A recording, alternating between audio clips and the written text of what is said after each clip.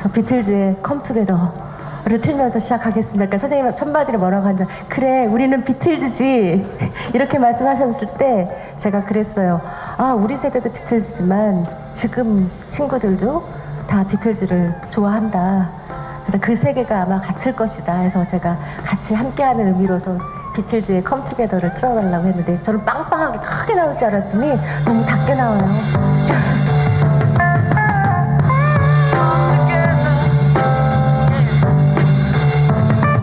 자, 이제 음악이 딱 나왔죠? 시작하겠습니다. 그냥 저희 앉아서 하겠습니다. 반갑습니다. 오늘 이 세계에 관해서 이야기를 나눈 윤주라고 합니다. 25회가 되는 부천 만화 축제가 알려드립니다. 잠시 후 12시부터 제대로 나오는데요.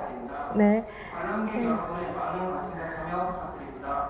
아, 이렇게 소개를 딱 해주니까 더 좋은데요. 네.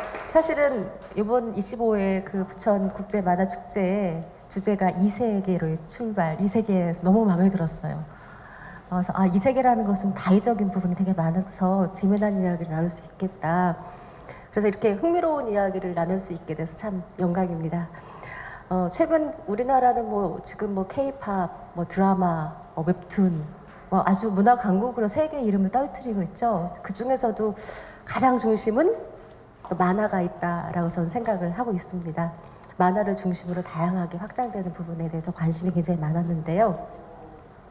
이런 흐름 속에서 이 세계에 대해서 이제 살펴보면서 색다른 이야기를 나누게 돼서 되게 반갑습니다.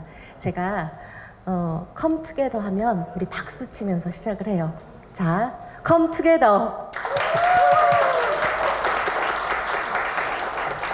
장태산 선생님 오세요.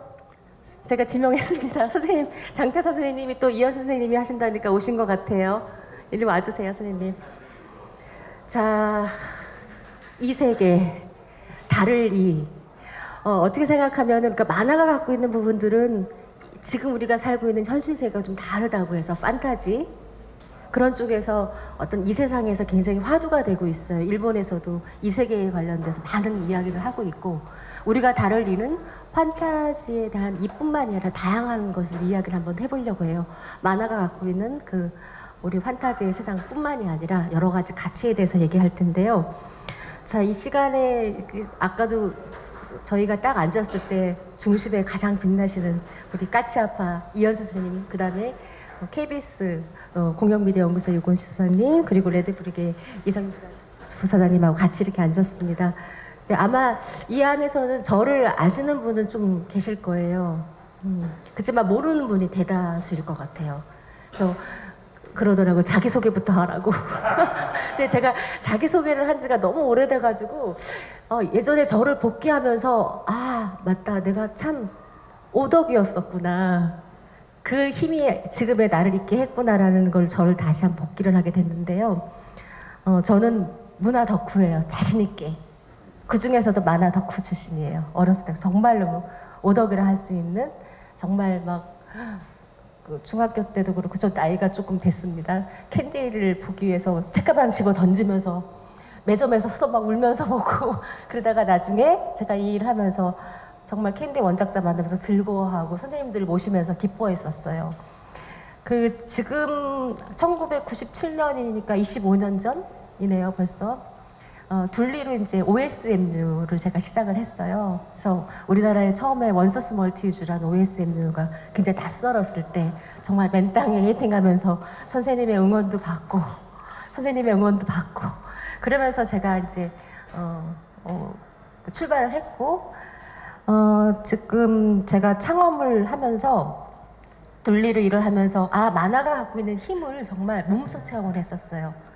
정말 만화가 갖고 있는 가치가 참 무궁무진하구나. 그걸 섭렵하고 제가 창업을 하면서 첫 번째가 왕의 남자, 주몽, 괴물, 커피 프린스, 그리고 성균관 스캔들을 할 때 우리 유건식 소장님이 그때 성균관 스캔들의 프로듀서였어요.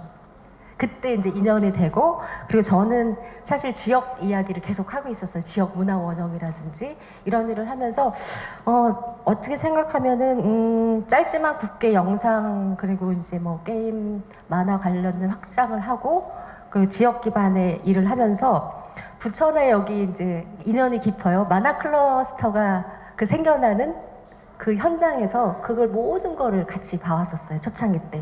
그래서 뭐 만화 센터 그리고 이제 만화의 거리, 예전에 이제 둘리의 거리도 있었거든요. 그것도 만들고 이 도시가 문화로서 어떻게 확장하고 문화 도시가 될 수 있는가를 옆에서 보고 그 자양분으로 이제 지역 이야기를 연계하다가 지금은 이제 문화재청 문화재위원 일도 같이 하게 됐습니다. 그래서 이현수 선생님은 뭐 제가 당연히 오덕 출신이니까 팬으로 출발했어요. 장태사 선생님도 마찬가지고 팬으로 출발하니까 첫 번째는 좋아하는 일을 하니까 덕업일치 너무 즐거웠어. 이게 일인지 내가 노는 건지 즐기는 건지 그렇게 일을 했었어요. 그러니까 즐겁게 일을 했던 것 같아요. 굉장히. 그래서 행복했어요. 그러니까 내가 힘들게 일을 했지만 내가 좋아하는 일을 하니까 그 부분에 대해서 후회 없이 일을 했던 것 같아요. 그래서 선생님은 팬으로 출발을 해서 만화 영상 지는 걸 만들어줄 때 등기이사로 같이 처음 일을 하고, 그다음에 진짜 이게 저도 복귀하면서 보니까 이게 2009년도에 우리나라가 만화 100년, 100주년이었었어요. 그때 다큐멘터리를 제가 제작을 하면서 선생님이 출연을 해주셨어요. 그래서 공중파에서 막 재방송도 하고, 그리고 나서 이제 저도 제 일을 하느라고 많이 이렇게 그 팬으로서만, 그다음에 컨텐츠를 소비하는 입장에서만 보고, 그 이후에는 제가 지역 일만 계속 했었어요. 그래서 지금 그때 당시에 선생님 진행해드리고 선생님한테 전화를 했어요. 선생님이 이제 그 이후에 오늘 같이 이야기를 나누자 했더니 처음이자 마지막으로 하자. 그러시면서 이제 고맙게도 나와주셔서 저도 다시 이제 만화 쪽 얼굴을 이렇게 살짝 들이면서 이야기를 하게 됐습니다. 그 부천 만화 축제가 25주년이 되기까지 참 많은 일들이 있었던 것 같아요. 그래서 이렇게까지 보고 더군다나 팬데믹에서 이제는 엔데믹 시대로 오면서 오랜만에 이렇게 열리니까 막 이렇게 활기도 차고, 제가 이렇게 입고 오니까 코스프레한 친구들이 같이 온 줄 알아 봐요. 이게 한복이거든요. 그래서 이렇게 입고 왔더니만 저도 기분이 더 이렇게 업되는 것 같은 느낌이 났었어요. 제가 선생님한테 선생님 자기소개 해주세요 하면 좀 쑥스럽잖아요. 그래도 부탁하려고 그래요. 선생님 자기소개 좀 해주세요.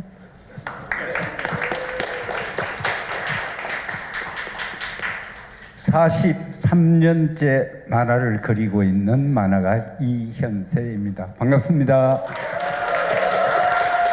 와, 그렇게 일을 계속 할 수 있다는 건 정말 최고죠. 자, 그리고 유건식 소장님. 네, 반갑습니다. 소개받은 유건식입니다. 저는 KBS 공영미디어 연구소에서 연구소장을 맡고 있고요. KBS 공영미디어 연구소인데 갑자기 왜 여기 나왔나 뭐 그렇게 의아하실 수도 있는데 여기 잠깐 써 있을 겁니다. 드라마국에서 드라마 요즘 웹툰 아니면 드라마를 만들 수가 없잖아요. 제가 있을 때도 그 이현세 선생님이 하셨던 버디를 가지고 한번 해보려고 시도했었는데 KBS에서는 못했었고요. 그 다음에 막 여러 시도를 했습니다. 신의 물방울 갖고도 해보려고 했었고, 제가 미국에 있을 때는 피크 갖고도 해보려고 했었는데 다 하지는 못했는데, 그런 인연은 오늘 이 자리에 있는 것 같고요. 웹툰과 드라마는 뗄 수 없는 그런 관계인 것 같습니다. 그런 쪽에 좀 얘기를 좀 해보고 싶어서 나왔습니다. 감사합니다. 그리고 이광현 부사장님. 네, 반갑습니다. 저는 그 스타트업을 하고 있는 레드브릭의 이광용이라고 합니다. 저희는 UGC 메타버스 플랫폼을 제공하고 있고요. 크리에이터들이 저희 플랫폼을 통해서 창작을 하고 수익을 창출할 수 있는 그런 플랫폼을 지금 만들고 제공하고 있습니다. 사실 제가 그림을 사실 저도 좋아하는데 잘 그리지는 못해서 디자이너가 되긴 했는데요. 오늘 크리에이터 분들 만난다고 해가지고 이렇게 참여하게 됐습니다. 제가 굉장히 기대를 갖고 제가 모셨어요. 메타버스 월드에 대한 부분도 있지만 웹툰 작가라든지 크리에이터들이 어떻게 같이 접목할 수 있을까, 이런 부분에 대한 답을 좀 해주실 것 같아가지고 제가 모셨습니다.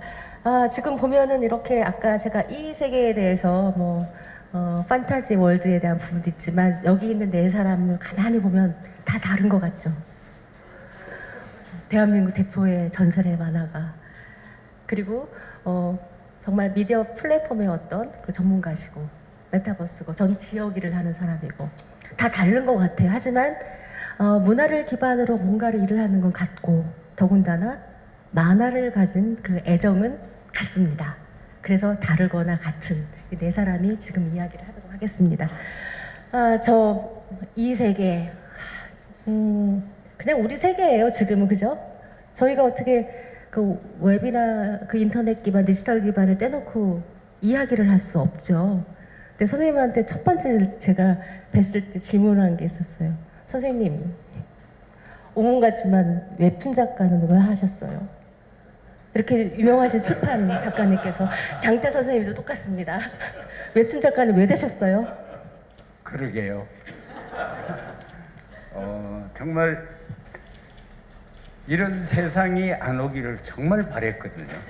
가끔 하루 마치고 일기를 쓸 때면 가끔 이런 제기랄이라는 거 스스로에게 하는 막 욕을 하고는 해요. 2000년 밀레니엄을 앞두고 전 세계 콘텐츠를 만드는 사람들이 저도 물론이고요. 2000년 이후의 세계를 굉장히 암울하게 봤다고요. 세기말적이고 노스트라다무스의 예언이 이루어지느냐 마느냐 또 두 단어로 된 컴퓨터가 이게 다 다운되고 비행기가 떨어지고 기차가 전복되고 그리고 막 많은 사이비 교주들이 휴거를 얘기하고 막 그런 분위기였거든요. 그러니까 당연히 저도 그때 황금의 꽃이라든지 다크 드래곤 이런 밀레니엄을 앞두고 세기말적인 이야기를 했었는데 전부 어둡습니다. 그러니까 어떻게 지금 생각해 보면 이런 사회가 왔을 때 우리가 조심해야 될 것, 주의해야 될 것, 위험 경고 뭐 그런 것들을 그 당시에 우리 SF 콘텐츠 제작자들이 생각을 앞서 했던 것 같습니다. 그래서 정말 이런 세계에 살고 싶지 않았는데 어느 날 보니까 종이가 없어지고 다 모바일로 보는 만화고 저는 아직도 이야기를 하고 싶은 만화가 너무 많고요. 그러니까 어쩔 수 없이 이제 이쪽 세계로 건너왔는데 열심히 이쪽 세계에서도 적응을 하려고 굉장히 노력을 하고 있습니다. 근데도 여전히 디지로그라고 그 이어령 선생이 말씀하셨죠. 그것처럼 대표적인 사람입니다. 지금 컨텐츠를 만드는데 수작업하고 디지털 작업하고 같이 하고 있습니다. 그래서 초기 콘티나 이런 스케치는 여전히 수작업을 즐기고요. 나머지 뒷작업은 디지털로 하고 있습니다. 그리고 저 친구, 저와 같이 유일하게 웹툰에서 연재하고 있는 가장 원로 작가입니다. 네. 그런데 저 친구는 모든 작업을 디지털로 하고 있습니다. 네. 그러면 설명이 됐을까요? 네. 여전히 얘기를 하고 지금까지 있는 게 웹툰 있습니다. 새내기 이현세 선생님의 이야기였습니다. 장태 선생님도 마찬가지죠. 근데 초창기에 사실 그랬어요. 제가 그때 창업을 하고 만화 쪽에 들여다봤을 때 그때 당시에 2011, 10년 막 이럴 때도 웹툰에 대한 논쟁이 있었어요. 이때도 2009년도에도 웹툰을 우리가 이야기하고 있을 때 그때 웹툰 달랐어요. 그냥 출판 만화를 스캔 잘해서 디지털라이징 하는 거 그걸로 웹툰이라고 얘기를 했어요. 그러니까 플랫폼에 대한 고려가 없었죠. 그러니까 보는 사람에 대한 게 아니라 그냥 우리가 갖고 있는 자료를 디지털로 DB를 만드는 정도 그리고 웹에서 볼 수 있는 정도 모바일을 고려를 별로 안 했었어요. 그러다 보니까 그 적응이란 부분도 어려웠었고 또 하나는 이따도 이제 논쟁에 대해서 뭐 IP 때문에 얘기하겠지만 무료에 대한 부분이 너무 커가지고 제가 이 시장은 정말 힘들구나. 그리고 저는 그때 지역 일을 하고 있었으니까 마음이 너무 아팠어요. 선생님들을 뵈면서 그렇게 봤었던 때가 예전이었고 이제는 이제 선생님이 그 모바일 환경에 적응하셔서 새내기로 고전분투하시는 모습을 보니까 즐겁습니다. 네. 이렇게 그리고 또 하나는 선생님한테 또 여쭤보고 싶은 게 지금 드라마가 웹툰에서 드라마로 가고 있지만 선생님 드라마나 영화를 보면서 야 저거는 웹툰으로 한번 그려봤으면 좋겠다 싶은 컨텐츠가 있나요? 아 있죠. 뭐가 있나요, 선생님? 왕자의 게임. 이야 그건 정말 이거 박수 쳐줘야 돼요. 드라마보다 웹툰이 훨씬 더 효과가 있을 거라고 생각합니다. 맞아요. 아 정말 머릿속으로 상상이 되는데요, 그죠? 왕자의 게임이 그게 정말 멋질 것 같아요. 웹툰 선생님 한번 기대해 볼까요? 그 라이센스를 어떻게 해야 되나? 그게 가장 아주 큰 문제. 힘들 것 같아요. 제가 한번 해볼까요? 그리고 또 하나는 이렇게 이제 사실 제가 설명했지만 드라마나 영화에서의 웹툰이 굉장히 선호되고 있잖아요.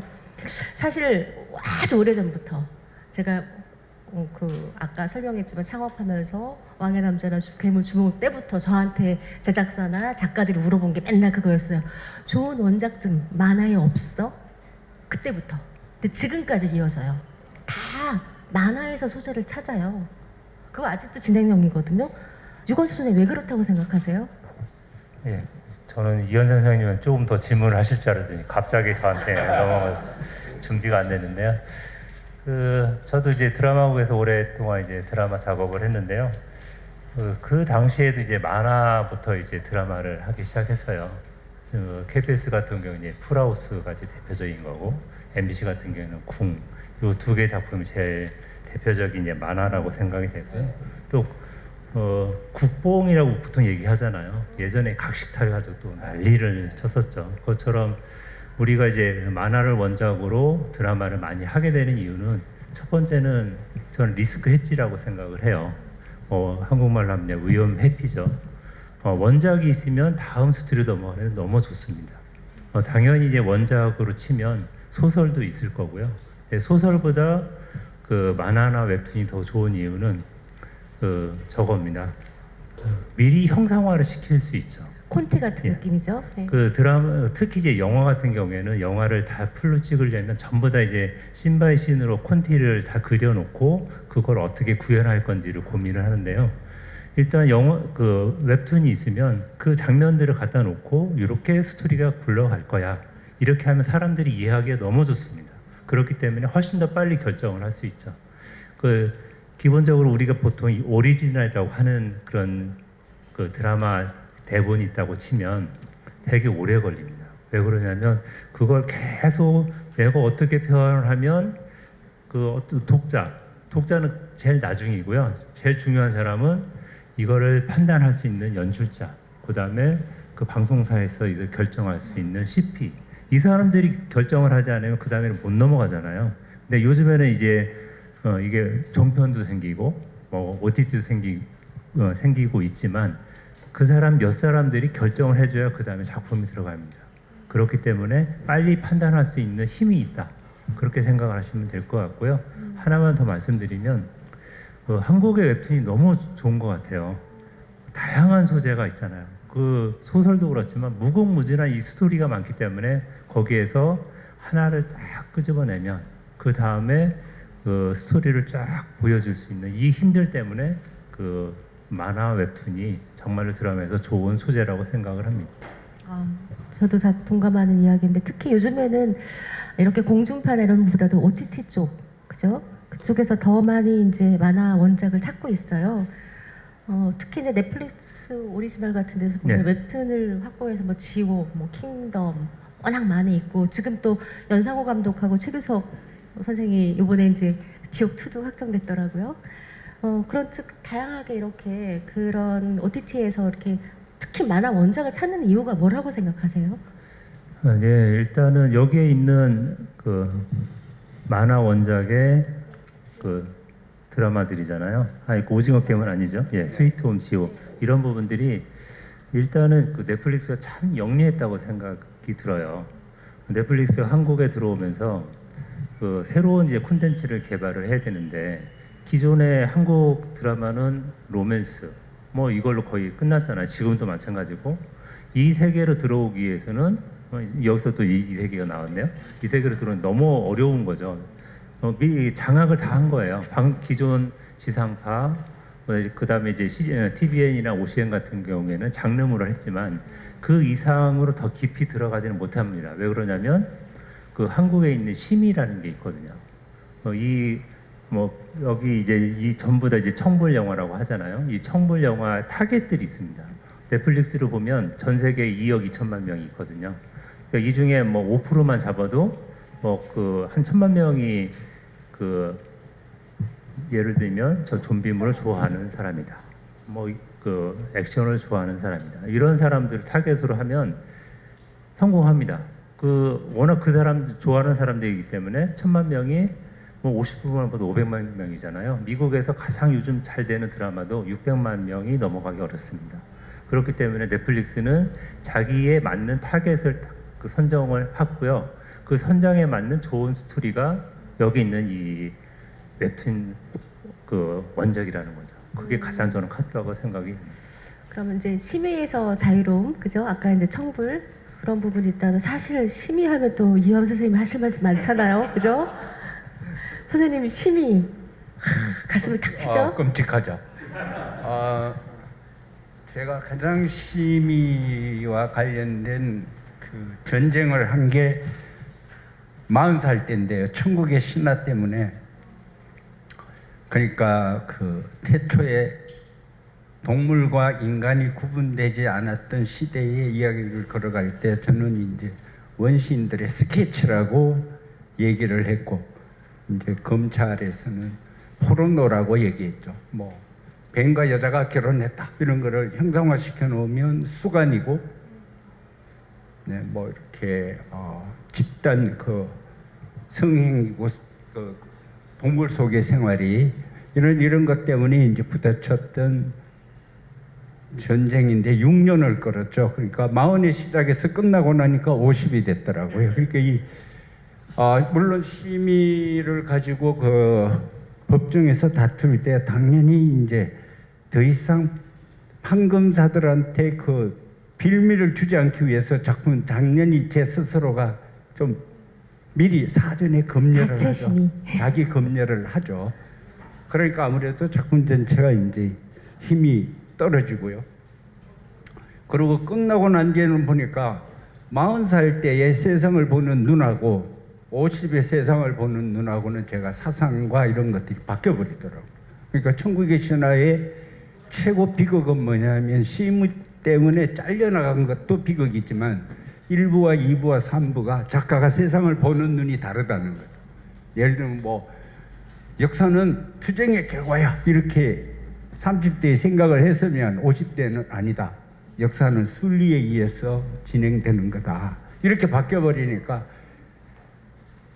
일관성이 없는 거죠. 그래서 그런 면에서 가장 불행한 이제 그 작업이었는데요. 어쨌든 그 6년 끝나고 나니까 제 40은 끝나고 50이 되고 50 이후로 이제 다행히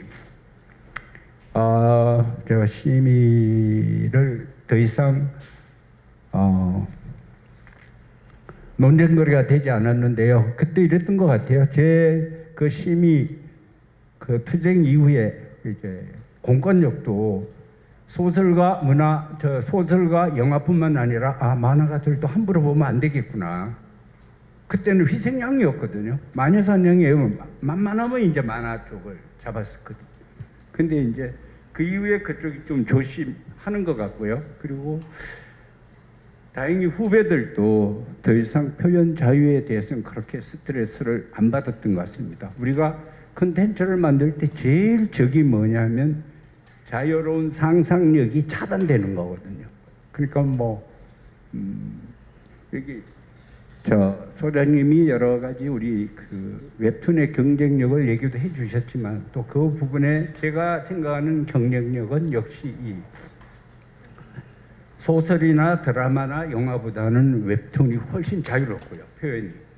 그리고 또 드라마, 영화보다는 OTT가 훨씬 자유롭습니다. 그런 면에서는 웹툰과 OTT는 약간 매치되는 부분이 있어요. 그래서 OTT에서도 웹툰을 가장 선호하고 웹툰도 또 OTT하고 가장 맞는 것 같습니다. 자기 원작이 잘 훼손이 안 되니까.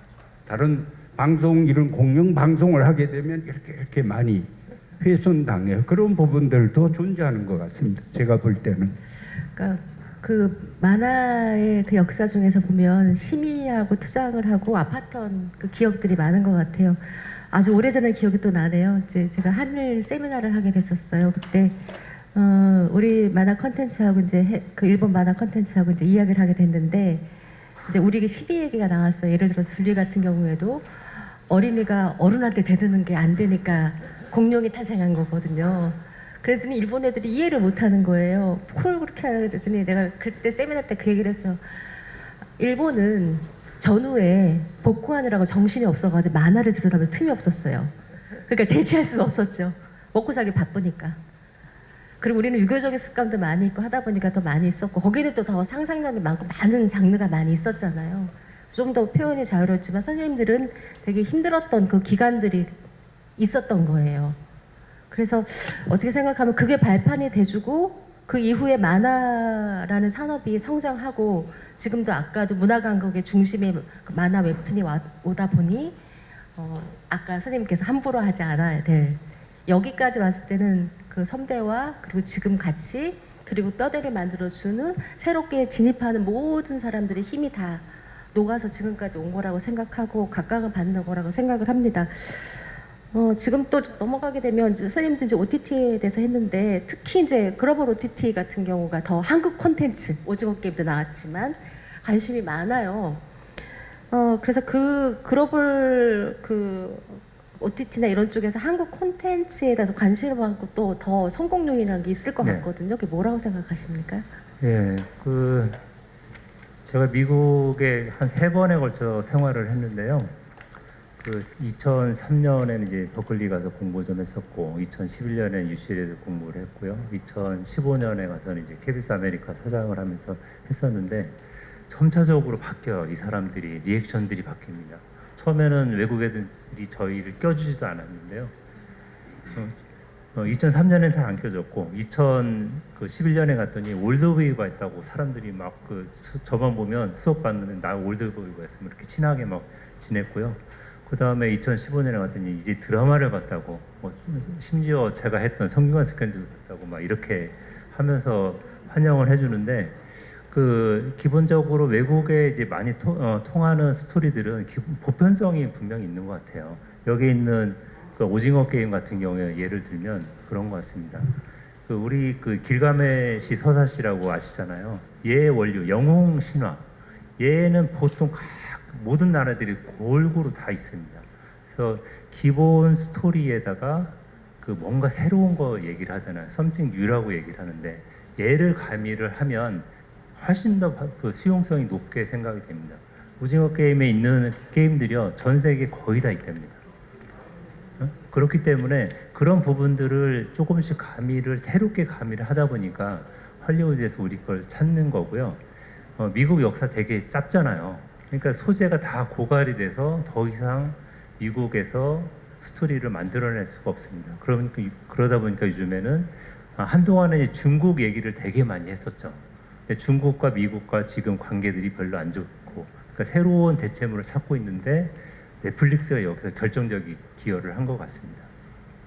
그동안에 한국 문화는 약간의 이제 언어 문제 때문에 넘어가지를 잘 못했는데요. 우리 항상 얘기하잖아요. 1인치 장벽이라고 얘기를 하는데 이 1인치 장벽을 넷플릭스가 넘겨줬고요. 그것도 전 세계 190개 국가 이상을 확장할 수 있는 이 힘들 때문에 저희가 갖고 있는 스토리의 창작력의 힘, 이게 계속 뻗어나갈 것 같고요. 이건 계속 지속이 될 것 같습니다. 그러면 하나 더 여쭤보면은 이제 같이 또 창작하는 입장에서 딱 드라마로 되기 위해서 웹툰의 전략이라고 할까요? 네. 그걸 소개를 해주시겠어요? 네. 그건 저는 드라마로 가기 위한 웹툰의 전략은 저는 없다고 생각합니다. 왜 그러냐면 드라마는 좋은 소재의 내용을 리메이크를 해서 그 스토리를 취하는 거지. 아까 말씀드렸죠. 한국 드라마 다 로맨스, 멜로 이게 좋다고 모든 웹툰 작가들이 다 로맨스만 쓰면 지금 같은 상황을 못 만들었을 겁니다. 한쪽에서는 로맨스를 쓰고 한쪽에서는 저런 이제 좀비물도 쓰고 폭력물도 쓰고 이러면서 다양성을 갖고 계속 자기가 추구한 바를 가야지 한쪽에 맞춰서 간다고 하면은 저는 실패한다고 생각합니다. 한동안 이런 얘기 했었거든요. 외국의 한국의 드라마가 잘 될 수 있는 방향, 그러면 어떻게 되냐? 외국 지향으로 드라마를 기획을 해서 만들어야 된다. 이건 저는 아니라고 생각합니다. 왜 그러냐면 한국 사람이 좋아하는 그런 어떤 감성, 외국 사람이 좋아하는 감성은 분명히 다릅니다. 근데 한국에서 드라마를 만드는데 외국 사람의 감성으로 만들면 100% 실패합니다. 그래서 실패한 드라마를 외국에 가서 내세우면 야, 니네 나라에서도 안 됐는데 왜 이걸 우리 보고 하라고 그래? 안 됩니다. 똑같이 이제 그 웹툰으로 다시 들어오면 웹툰의 고유한 속성들을 잘 표현하는 그 창작력을 잘 만드신다고 하면 이걸 소재를 정말 계속 더 늘려나가야 된다고 생각합니다. 그러다 보면 계속 기회들이 하나씩 더 늘어나는 거지 드라마를 맞춰서 웹툰을 쓴다. 이거는 저는 아니라고 생각이 됩니다. 전에 이제 그 에피소드형으로도 한번 고려해 볼 만하다라는 말씀을 한번 해주셨었어요. 그런 부분에 있어서는 너무 말씀을 많이 드려서 잠깐 끊었는데요. 그 부분도 분명 있습니다. 그 전에 이제 그런 말씀 드렸는데 우리 웹툰이나 만화를 보면 쭉 끝까지 가는 스토리가 대부분이잖아요. 어떤 거 20년 동안 계속 가는 스토리들도 있고, 근데 이게 약간의 전략은 필요한 것 같아요. 지금 넷플릭스가 보면 기존의 미국 드라마들은 한 22개, 3개 정도가 하나의 시즌입니다. 1년 동안 돌아가는 시즌인데 지금 넷플릭스는 그걸 끊어서 13개, 어떤 거 8개, 6개 이렇게 딱딱 끊잖아요. 이런 형태로 조금 웹툰도 하나의 제목을 가지고 좀 짧게 끊어서 버전으로 이렇게 넘어간다고 하면 그걸 받아들이는 입장에서는 훨씬 더 뭐 영화를 만들거나 영화도 이제 그 뭐 1, 2, 3 이렇게 계속 넘어갈 수도 있고요. 드라마 같은 경우에는 그 시즌 1, 2, 3 이렇게 넘어갈 수 있는 형태에서 스토리만 계속 한국의 그 기본적 속성인 것 같아요. 계속 서사를 끝까지 이어가는 성향이 되게 강한데 이제 글로벌적인 어떤 그런 걸 추구를 하신다면 약간의 그 길이를 조금씩 끊어서 또 그 다음에 이어가고 이런 부분들을 좀 더 가져갔으면 좋지 않겠느냐 이런 생각을 좀 해요. 그건 맞춤형일 때 이제 그럴 수 있다라는 말씀이시고 아까 왕자의 게임은 웹툰 만들어보고 싶다고 하셨는데 영상 쪽에서 드라마나 영화를 봤을 때 야 이거는 만화 이상으로 상상력이 풍부해하는 것들 뭐가 있을까요 또? 최근에는 저 이상한 변호사 우영 보면서 대단하다, 재미있다. 만화적 머리카락을 이렇게 바람에 날리는 요소라든지 아이디어가 떠오를 때 고래가 지나가는 그런 점 같은 경우는 굉장히 재미있다. 어떤 면에서 보면 그 배우의 그 특별한 연기가 이 웹툰으로 그렸을 때 만화가의 손으로는 저 연기가 안 되겠구나. 이건 정말 만화보다는 훨씬 나은 드라마다라는 생각을 했고, 그 다음에 이제는 마블의 히어로 영화를 보면 만화보다 훨씬 월등하죠. 네, 마블의 히어로물은 그렇습니다. 네. 그 사이에 그 드라마가 인기를 끌면서 이제 선우가 요즘에는 구분이 안 돼요. 마지막에 얘기했지만 전에는 만화 원작으로 웹툰 원작으로 드라마가 됐지만 드라마가 인기가 끄니까 우영우 같은 경우도 웹툰이 이렇게 나와준 케이스인데 그 현상이 좀 독특하게 된 것 같아요. 선생님은 이제 모시고 제가 한번 보여드릴 텐데 어떤 경우에는 드라마가 이미 공개가 되니까 웹툰에 대해서는 봤던 신이기 때문에 특별한 상상력이 없다라는 부분이죠. 역으로 봤을 때 우영우 같은 경우는 해외로 나가는 부분이 있으니까 해외에서는 드라마가 안 받아들였을 때 웹툰이 또 인기 있을 수도 있기 때문에 그 부분의 전략은 아마 상황이나 그 다음에 그 공간에 따라서 다 달라야 된다라고 저는 생각을 하거든요. 그래서 저도 사실 드라마 보면서 저 고래 나오고 저 신바람 만화 같다 막 이런 생각 많이 했었거든요. 그래서 어떻게 그렇게 드라마 툰 같은 느낌이 주는 경우도 되게 많았어요. 만화적인 상상력 이런 부분들. 그리고 요즘엔 특히 그 메타버스가 나오면서 좀 새로운 월드가 이렇게 좀 나오잖아요. 이렇게 만화 같은 세상이 메타버스가 주는 또 가상의 세계가 현실까지 끌고 들어오는 그런 매력이 있는 것 같아요. 지금 뒤에 보게 되면 이 부분이 어떻게 생각하면 여기는 세계 자연유산 제주도를 표현을 해주는 월드예요. 근데 지금 보게 되면 이런 부분들이 우리가 게임적인 요소나 놀이적인 측면이 아니라 제가 이제 지역 쪽 보게 되면 항상 이거예요. 아, 팬데믹 때 우리 지역의 관광이 죽어가고 있어요.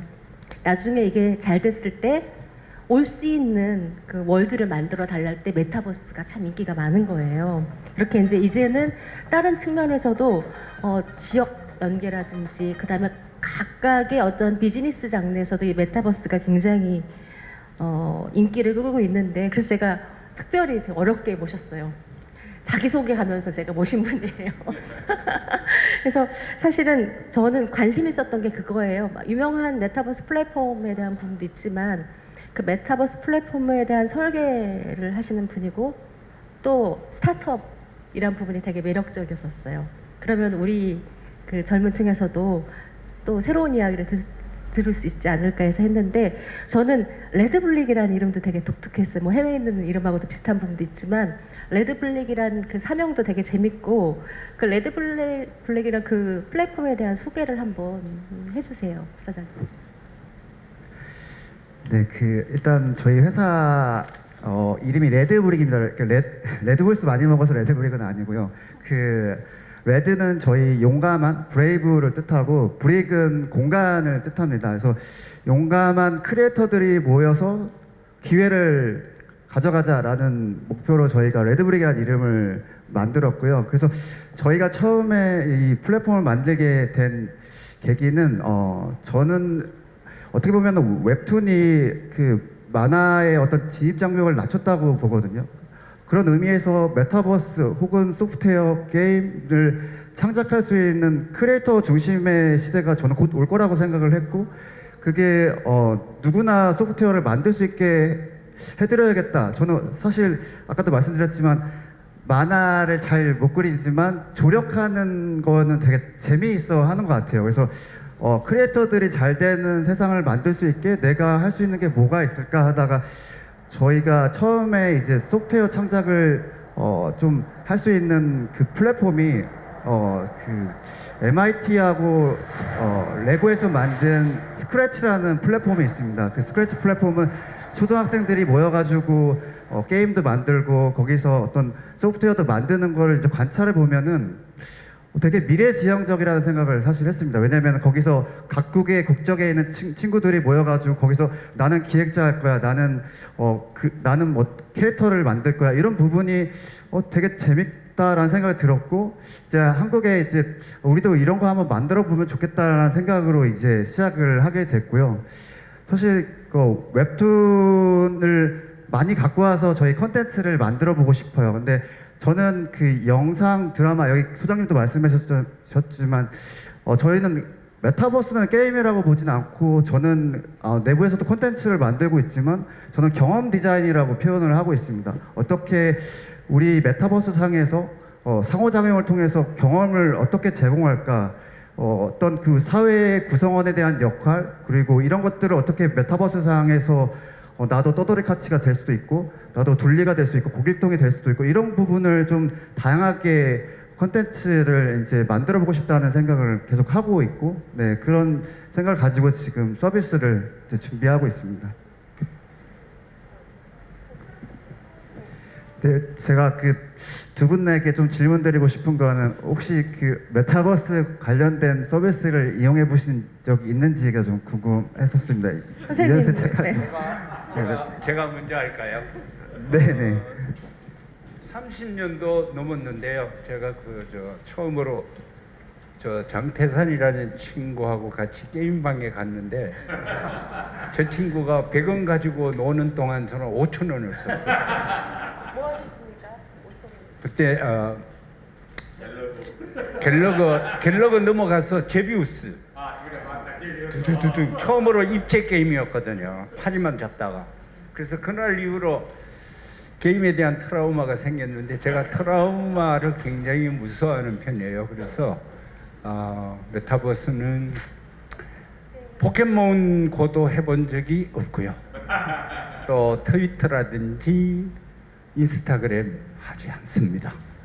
그리고 유일하게 한다고 하면 배달 앱 정도, 네이버 앱 정도 쓰고요. 그리고 이제 그런데 세상이 이러니까 아바타 쪽으로는 가상현실 쪽으로는 뭔가 컨텐츠를 만들려고 접근하고 있습니다. 그 정도입니다. 네, 저는 그 나름 얼리 어댑터라고 얘기를 하고 있는데요. 처음에 좀 해보긴 했어요. 그 제페토도 해보고 이프렌드도 해보고 게더타운도 해보고. 근데 그쪽에 많이는 시간을 할애는 못 하겠더라고요. 저는 다른 뭐 연구 분야에 있기 때문에. 그래서 재미난 사례를 하나 말씀드리면 그 팬데믹 동안에 회식을 한 번도 못 했잖아요. 모일 수가 없었으니까. 그런데 뭐 소장을 하면서 안 할 수는 없고. 그래서 무슨 방법을 택했냐면 제가 그 세 개를 다 들어가면서 짜봤어요. 저 연구소 공간처럼 이렇게 짜서 해보니까 잘 안 되더라고요. 그래서 제일 하나를 택한 게 게더타운이 제일 이제 비슷한 것 같아서 게더타운에 사무실 하나 만들어 놓고 이렇게 해보자고 이제 시작을 했고 다행히 연구소에 디자이너가 있어가지고 그걸 더 이제 정말 그 사무실처럼 만들어서 했었고요. 그래서 어떻게 했냐면 2020년 12월 그 거의 마지막 날이죠. 쿠폰을 집에 다 쏴주고 음식은 집에서 시켜 먹어라. 대신에 술은 내가 어떻게 못하니까 술은 집에 있는 거 들고 와서 거기서 했습니다. 그래서 와인 가져온 사람도 있고 맥주 가져온 사람도 있고 그래서 그 메타버스 세상에서 정말로 그 회식을 한번 한 적이 있고요. 그다음에 시모식 같은 경우에는 2021년 시모식 같은 경우에는 아침에 또 다 모여가지고 거기에 들어와가지고요. 다 이제 서로 이제 움직여 다니면서 얘기도 하고 하는 그런 걸 해봤는데 정말 재밌더라고요. 어떤 게 재밌냐면 그냥 있으면은 민망해서 하지 못하는 그런 얘기들을 그냥 캐릭터만 있고 돌아다니니까 그렇게 해서 서로 얘기도 하고 하는 그런 부분들이 있어서 갈수록 나의 아바타를 하나 만들어서 현실과 이 세상에서 같이 놀 수 있는 그런 것들이 갈수록 많이 늘어나지 않을까 이런 생각이 듭니다. 역시 웹툰 새내기의 선생님과 그다음에 얼리 어답터 그리고 경험 디자인을 공유한다라는 부분 굉장히 저 와닿았던 것 같아요. 저는 아까 제가 절 소개할 때 문화 오덕이라고 했잖아요. 그래서 그 팬데믹 때 보면은 K-팝 스타들 해서 만들었던 저 아미예요. 그래서 그 공연도 좀 보고 그리고 아까도 보게 되면 지역 관광 연동을 해서 메타버스에 대한 부분은 계속 일을 하니까 그런 쪽으로 계속 했고 그다음에 이제 교육적인 부분에서도 보면은 타겟이 분명하고 또 던져주는 메시지가 많다 보니까 그런 세계관에 대해서도 확장 가능성이 있다고 저는 계속 생각을 했었어요. 그래서 보면은 요즘에는 특히 만화 쪽도 그렇지만은 그 아트 쪽에서도 메타버스인데 NFT 같은 경우가 굉장히 지금 인기를 끌고 있어요. 그래서 사실은 선생님 같은 경우에 선생님 작품 중에서 메타버스 월드나 아니면은 그 NFT 하면 좋겠다 생각하는 작품이 있으신가요? 저는 우선 황금의 꽃이라는 작품이 메타버스 세계를 구축하고 NFT 화폐를 사용하고 그러는 데는 굉장히 적합하다라고 생각합니다. 그게 역시 밀레니엄 시대를 놔두고 약간 다크한 어두운 세상 이야기거든요. 근데 거기에 아바타가 나오고요. 가상 세계가 나오고 그리고 그 가상 세계 속에서 접속해서 뛰어놀던 인간의 영혼들이 하나하나 어딘가로 흘러가서 거대한 하나의 가상 인격체가 되는 이야기입니다. 그 신적인 존재는 레기온이라고 이름을 지었고요. 레기온은 그리스 로마 신화에 나오는 군단이라는 뜻입니다. 그래서 그런 가상의 영혼들이 하나하나 가상의 세계에 모여가지고 오늘날 거대한 인격체를 이루어서 인간을 지배하는 그런 이야기였었거든요. 그래서 그 세계관이라든지 여러 가지 그런 소품들이 메타버스와 NFT로 이렇게 적용해서 작업을 하면 굉장히 재미있지 않을까라는 생각입니다. 그래서 선생님하고 그 얘기를 했어요. 메타버스가 선생님한테 여쭤봤을 때 선생님 만화가 갖고 있는 그 근본적인 그 월드나 이런 부분은 메타버스하기 참 쉽지 않습니까? 만화 같은 세상 그렇지 않아요? 그래서 맞아, 그렇지, 만화가 그래 이렇게 말씀하셨던 기억이 납니다. 지금 보게 되면 뒤에 있는 작품도 제가 허락을 받고 이제 보는데 굉장히 그 NFT를 같이 창작하면서 만들어지면서 이렇게 가는 부분들이 유저들이 같이 아까 말씀하셨지만 경험 디자인을 나눈다는 측면, 그런 측면에서도 재미있는 또 현상인 것 같아요, NFT가. 그리고 사실 그 아트 쪽에서 NFT 봤을 때도 만화 쪽이 더 확장력이 있고 어떤 부분에서는 지금 보면 팝아트 같은 경우에는 만화적인 느낌이 많은데 우리도 더 이렇게 비싸게 또 갈 수 있을 텐데 왜 못할까 이런 좀 아쉬움이 있어서 쌤한테도 이제 그런 부분을 많이 여쭤봤었거든요. 그리고 지금 부사장님 같은 경우는 아까도 이제 크리에이터를 위한, 저 굉장히 마음에 들었던 게 그 웹툰 작가나 크리에이터를 위한 어떤 경험 디자인을 하고 수익 구조에 대한 부분을 굉장히 고민을 많이 하셨다라는 부분이 굉장히 저는 앞으로 우리가 주의 깊게 또 행보를 보면서 또 관심을 갖고 응원을 해야 될 부분이라고 저는 생각을 해요. 그래서 보면 지금 웹툰 작가 만나서 협업하는 방법도 고민도 많이 했고, 그리고 또 어떤 얘기를 했을까? 그 웹툰 작가 만났을 때 메타버스 월드를 만든 사람 입장에서 그런 게 되게 궁금했거든요. 그 웹툰 작가 만났을 때 어떤 이야기를 주로 나눴어요? 사실 웹툰 작가분들 많이 만나보지는 못했어요, 아직까지는. 근데 다만 그 저희가 학교에 있는 그 만화학과 친구들 그리고 뭐 게임학과 친구들을 이제 만나서 사실 창작에 대한 것들 많이 조금 넷플릭스처럼 어딘가에 소개되고 이런 부분이 좀 돼야 되는 부분이 좀 있어서 저희는 어떻게 보면은 OTT가 어떻게 보면은 넷플릭스가 뭐 컨텐츠들을 알리는 좀 계기가 됐다면 저희도 조금 저희 플랫폼이 좀 성공적이다면 그런 컨텐츠들을 소개할 수 있는 그런 기회를 많이 제공해 드릴 수 있지 않을까 생각을 하고 있고, 저희가 아직 그 수익화에 대한 부분은 아직 설계가 덜 되어 있습니다. 이번 그 저희 부산에서 하는 지스타 때 저희가 공개를 할 예정이고요. 그 시점 이후에는 좀 더 저희가 적극적으로 웹툰과 그리고 다른 어떤 IP들과 협업해가지고 컨텐츠를 제작하는 과정을 밟을 예정입니다. 네, 정말 응원하겠습니다. 특히 만화 중에서 그 메타버스화 하고 싶은 컨텐츠가 있으신가요?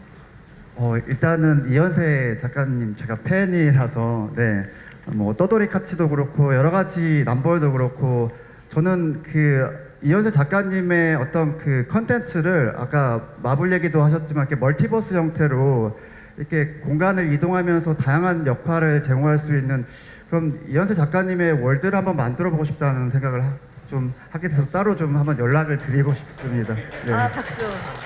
고맙습니다. 제가 이 자리를 이렇게 섭외하면서 만든 보람이 막 오는군요. 기대하겠습니다. 그리고 또 이제 고민이 많이 됐던 게 선생님도 보면은 사실 저한테 그랬어요. 웹툰 작가는 왜 되셨어요, 선생님이? 그랬더니 생존이야 이렇게 말씀하셨거든요. 선생님 그런가요? 장태 선생님도? 예? 어쩔 수 없이 우리 나름대로 시대에 동승하는 기분이죠. 재밌게 얘기하자면 저 친구랑 나랑 50년을 만나고 그랬는데 3년 전에 미국에서 망년을 하는데 저희 둘을 그렇게 소개했습니다. 웹툰 신인 작가입니다. 그러니까 신인 작가 두 분이 여기 오셨군요. 네. 자, 그런데 이제 어떤 생각 때문에 지금 막 메타버스 월드, 메타버스 시대 이런 얘기 많이 하는데, 네, 지난번에 부사장님하고 슬쩍 이야기를 나눴을 때 그 메타버스 시대에서 웹툰 작가가 일하는 방식이 어떻게 좀 달라질 수 있나요? 이런 얘기를 서로 좀 나눠봤거든요. 네, 사실 이게 저희 회사의 창업 미션하고도 조금 결이 좀 같을 것 같아요.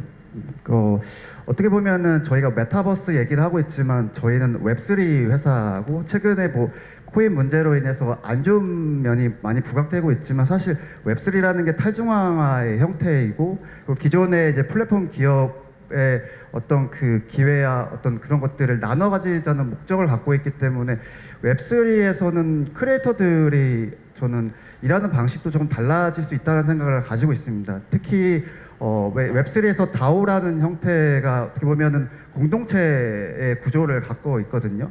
그러면은 저희가 꼭 플랫폼에 의존할 건 아니고 그 마음에 맞는 친구들끼리 다오회를 결성을 해서 예전에 뭐 아트앤크래프트 무브먼트처럼 어떤 운영을 하는 형태를 이제 만들어 가지고 수익을 이제 각자의 어떤 가져갈 수 있는 구조가 어떻게 보면 탈중앙화해서 더 이루어질 수 있다고 생각을 하고 있고, 그런 부분에서 조금 웹3와 그리고 크리에이터들의 만남은 결국에는 좋은 방향으로 갈 수 있다고 생각을 하고 있습니다. 네. 저도 그렇게 되길. 그러려면 컨텐츠가 갖고 있는 힘도 커져야 되고 그 그룹이 전 파워가 좀 있어줘야지만 이 플랫폼에 대해서 그 의존하는 부분들이 좀 없어질 것 같다는 생각이 들고요. 그 다음에 요즘에 제가 좀 관심 있는 부분 중에 하나인데 선생님한테 질문을 딱 던졌더니 선생님 하는 게 있어요. 선생님 AI하고 콜라보 생각해 보셨어요? 이 질문을 오늘 처음 듣고 며칠 전에 이 질문지가 미리 왔을 때 이렇게 덜커덕했거든요. 뭐 이렇게 꿀 훔쳐 먹다가 들킨 사람처럼 이게 뭐지? 라는 느낌을 받았는데 사실 이현세 AI 프로젝트라는 작업을 지금 시작하려고 하고 있거든요. 그러니까 이런 작업이에요. 제가 그렸던 옛날의 작업을 다시 이렇게 디지털에 맞게 편집하고 보완하는 그런 작업부터 또 채색의 작업도 있겠죠. 그리고 사진이나 이런 걸 가지고 이현세 그림체로 이렇게 전환해서 작업하는, 그건 아마 모션 캡처하고 뭐 이런 여러 가지가 또 같이 작동되겠죠. 그런데 제가 가지고 있는 궁극적인 목표는 제가 이 세상에 없어도 이현세 AI가 2050년이면 이 사람이 여태까지 쭉 성장하고 알아온 세계관이나 미적 기준이 있으니까 50년에는 만약 이 사람이 살아있으면 이런 작업, 이런 그림체를 가지고 작업하지 않았을까라는 걸 꿈꾸고 있습니다. 그러니까 어떤 면으로는 제가 영생을 꿈꾸고 있는 거나 마찬가지죠. 예, 바로 메타버스 속에서. 네. 그래서 그 작업 시작하다가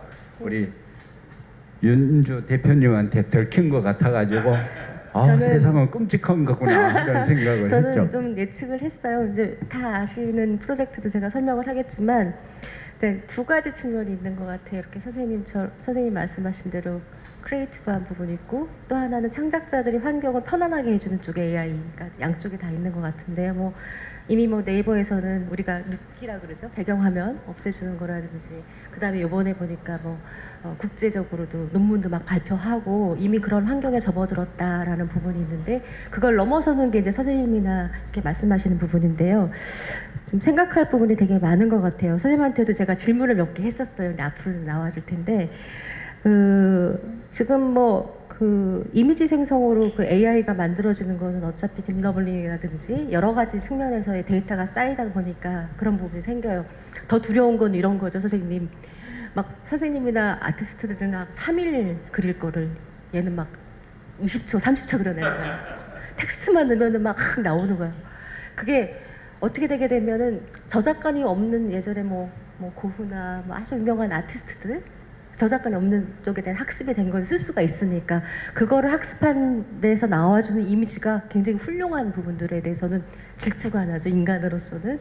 이제 그런데 그런 거를 얼마만큼 우리가 크리에이티브하다는 창작으로 이해를 해줄 것인가에 대한 고민도 좀 들고, 그렇지만은 분명히 인간보다 능력치는 점점 세지고 있잖아. 자기네들 학습하는 능력 굉장히 많아지는 거고, 또 그거를 우리도 또 주시해서 봐야 되는 거고, 떼치는 게 아니라 협력을 해야 되는 입장에서도 봐야 되는 거고, 어느 순간 우리가 쓰는 도구였다가 협력을 했다가 독립 창작자가 되는 순간에 이제 머리가 아파지면서 생각해야 될 게 되게 많은 부분이 AI하고 어떤 조우인 것 같아요. 그래서 지금 그 알고리즘으로 습득하고 만들어지는 것들에서 그 여러 가지가 있는데, 지금 데스카 오사무 지금 선생님 말씀하신 게 저거죠. 다 아시는. 그거에 이제 2020년도에 이제 데스코 오사무의 아들하고, 그 다음에 이제 키옥시아라는 그 인공지능을 하는 그쪽 업체가 같이 조인을 해가지고 야 데스카 오사무가 살아있다면 어떤 작품을 만들었을까 해서 그 작품을 만들었어요. 파이돈. 근데 이것은 자기네들끼리 그런 얘기에 플롯, 뭐 캐릭터 디자인 이거를 다 뭐 인공지능이 했다라고 하는데 그러다 보니까 그런 얘기가 있죠. 선생님도 이제 예전에 까치를 선생님 죄송해요. 한 30년 뒤에 AI가 만들었다고 쳐봐. 그러면 우리가 이제 그걸 보는 거야. 아, 이현서의 선생님의 AI가 만들어진 월드 그 컨텐츠 데스카 오사무도 딱 나왔을 때 반향이 되게 많았어요. 어떤 사람은 아 데스카 오사무가 만나서 기쁜 것도 있지만 젊은 친구들은 뭐야 올드해. 그거는 보는 입장에서 다른 거잖아요. 근데 여기서는 AI가 그 데스카 오사무의 65개의 작품들을 다 습득을 해서 나름대로 또 그 아들의 갖고 있는 아버지의 어떤 그런 느낌까지 다 해서 만들었지만 그 부분에 대해서는 계속적으로 화제되는 부분이 있어요. 그리고 또 보게 되면은 요즘에는 워낙 아까 이제 그 AI 생성 프로그램들이 많이 나오다 보니까 이제 미드저니로 만들어지는 여러 가지 그 툴에서도 나오는 것들이 되게 좀 뛰어난 것들이 많다 보니까 넘겨주시면 이게 좀 며칠 전에 얼마 전에 나왔던 게 좀 충격적이었는데 미국에서는 이제 지금부터 이제 심각한 얘기가 들어가는 거예요. IP 저작권에 대한 부분을 우리가 고민을 많이 해야 되는 측면이니까 2월까지는 AI에 대한 저작권을 인정하지 않는다라고 했던 쪽에서 6월달에 갑자기 뭐 누군가 막 올린 거예요. 막 야 드디어 뭐 AI 작가에 대한 창작권이 인정됐어. 막 이러면서 올렸어요. 근데 이것도 가만히 보면 영화배우 누군가를 닮은 것 같고 아마 이제는 그 만화의 월드뿐만이 아니라 그림인데 아니라 사진이 워낙 많다 보니까 조합이 막 되다 보니까 그 이미지도 누군가 배우의 느낌에 막 그 학습돼진 AI가 뿜어내는 뭔가가 있는 거예요.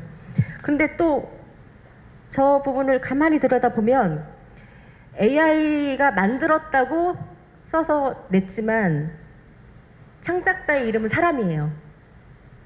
작품은 AI예요. 근데 결국은 AI가 창작자로 등록된 게 아니라 AI가 만들었지만 창작자는 사람 이름으로 됐다라고 하면은 협업이고 그 부분에 대해서는 아직까지도 가야 할 길이 많지만 아까 얘기했지만 협업에서 독립적인 창작자가 되는 순간, 창작 AI가 되는 순간에 대한 고민 이런 것 좀 하게 돼요. 왜냐면은 아까도 제가 저런 상업적인 장르에서 만화도 있지만 일러스트레이션 같은 경우에도 우리가 막 3개월을 막 끙끙대면서 막 그려야 되는 부분을 텍스트 딱 넣어서 뭐 아름다운 오늘 뭐 예를 들어 부천의 축제장 하면은 선생님은 막 오래 그리셔야 되잖아요. 근데 막 얘는 막 20초, 30초 안에 막 싹 만들어 버려 봐. 허무하잖아요. 근데 지금 그 월드가 와버린 거예요. 툴에서. 그러다 보니까 또 거기서 생각해야 되는 부분이 되게 많고 얼마만큼 또 인정을 해줄 것인가에 대한 부분 창작으로서 그런 측면에까지 이제는 많이 이제 와버린 것 같아요. 그래서 이제 얼마 전에 뭐 기사도 났지만 미국의 코스모폴리탄 6월호의 그 잡지에 실린 그 그림이 20초밖에 안 걸렸대요. 야, 그러면서 그거를 탁 내세운 거야. 20초밖에 안 걸린 표지 디자인 뭐 이런 거. 그걸 보면서 야, 우리가 생각해야 될 게 이제 앞으로 많구나. 하지만은 필요한 부분은 도구로 활용을 해야지. 선생님도 눕기를 따는 거 되게 힘든데 배경으로 싹 해주고 하는 부분이 있다라면 사용은 해야 되잖아요. 그 기능을 익혀가지고. 그래서 이런 부분에 협업 대상이지만 그래도 저는 인간 중심이 있다라는 생각을 많이 해요. 그래서 또 하나는 뭐 아까 얘기한 뭐 윤리적인 부분도 있고 뭐 사행성, 그 다음에 저작권 생각해야 될 게 제도적인 부분에서까지 굉장히 많은 것 같은데 특히 이제 그런 이슈는 각각 있을 것 같아요. 그 윤리적인 부분, 제도에 대한 부분 이렇게 이제 AI라든지 디지털이 막 갔을 때 그 월드에서 또 생각하는 부분이 좀 있나요? 사행성도 그렇고. 네. 일단 저희가 보는 그 AI 어떻게 보면 창작을 지원하는 형태의 AI를 저희는 생각하다 보니까 일단은 뭐 틱톡이나 스냅에서 보면은 왜 그 얼굴 인식이 돼가지고 좀 더 재미난 그 영상을 만들 수 있는 것들이 좀 간단해지면서 좀 더 많은 창작이 이루어지고 있고 그게 계속 활성화되다 보니까 어떤 재미 요소로 접근하는 것도 가능한 것 같고요. 저희도 저희 스튜디오, 그러니까 저희 창작 메타버스 월드나 게임을 창작할 수 있는 스튜디오에서도 어느 정도의 AI가 지원을 지금도 하고 있습니다. 그래서 좀 더 쉽게 만들 수 있고 창작자들 지원하는 형태까지는 저희도 사실 고민은 하고 있고 계속 그거를 이제 고도화 시켜야 된다는 게 저희 미션이기도 합니다. 네. 그렇다면은 혹시 또 예, 그 방송에서는 지금 AI 되게 많이 활용을 하고 있고요. 뭐 대표적인 게 MBN에서 김지현 아나운서 그 가짜잖아요. 그 얼굴 그대로 만들어 놓고 저기 기사를 주면 그대로 읽는 이런 형태가 되게 많이 쓰이기도 하고요. 그다음에 그 뭐 화질을 어커버팅이라고 얘기를 하는데 예전에는 화질이 안 좋았는데 얘를 이제 AI가 해서 좋게도 하고 흑백을 칼라로도 만들어 놓고 뭐 다양한 그 얘기를 많이 하는 것 같습니다. 심지어 이제 영화 같은 경우에는 AI가 대본을 써서 영화까지 만드는 경우도 있고 드라마도 그렇게 되지 않을까 하는 생각도 들고요. 웹툰도 똑같은 그런 상황이 벌어질 수는 분명히 있을 것 같아요. 근데 그 부분은 어떻게 받아들여질 것인지가 문제인데 그 시간이 상당히 오래 걸릴 것 같고요. 다른 것보다 아까 잠깐 윤리 얘기를 하셨는데 저는 윤리가 제일 고민인 것 같아요.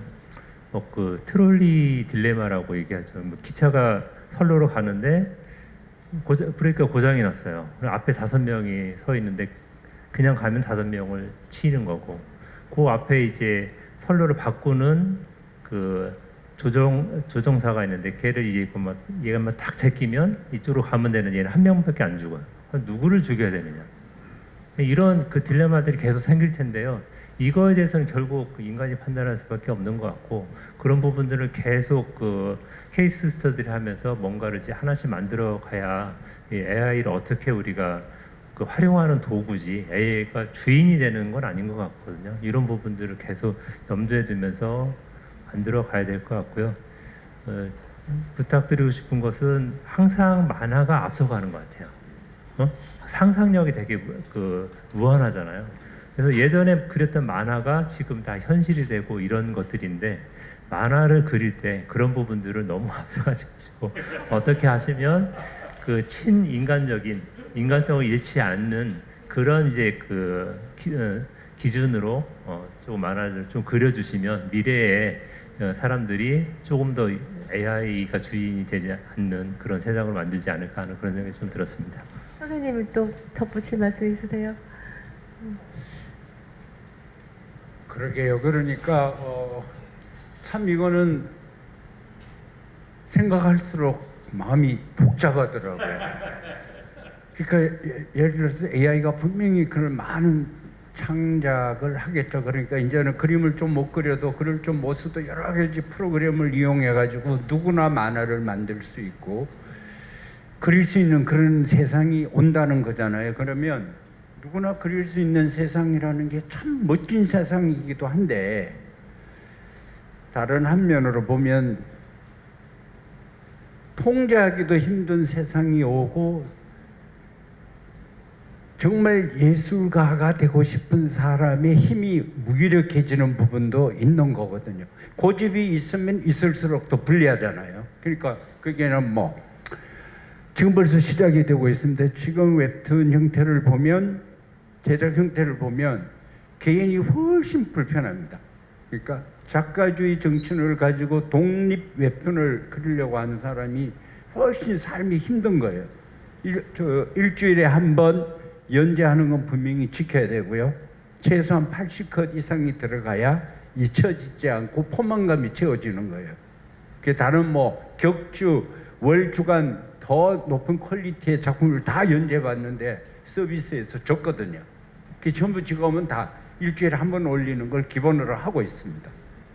그런데 이걸 기획 제작사가 글로벌 서비스를 시작하면서 컨 시장이 열리니까 대자본이 들어온 거죠. 대자본이 들어오니까 여러 명의 작가를 써서 20명이 이렇게 작업을 하는데 거기에 그림체 하나를 통일시키는 작감이 있습니다.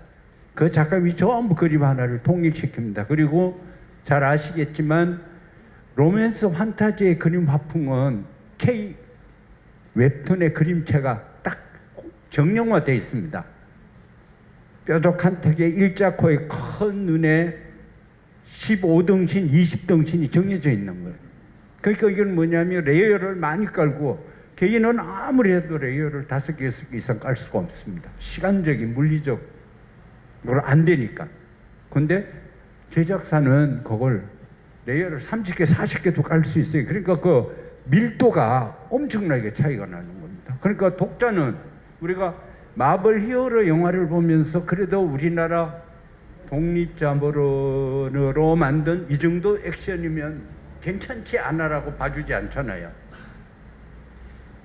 마블 히어로물하고 비교해서 봤을 때 액션이 형편이 없어 라고 하면 액션만 따르는 사람들은 국산 액션을 보지 않거든요.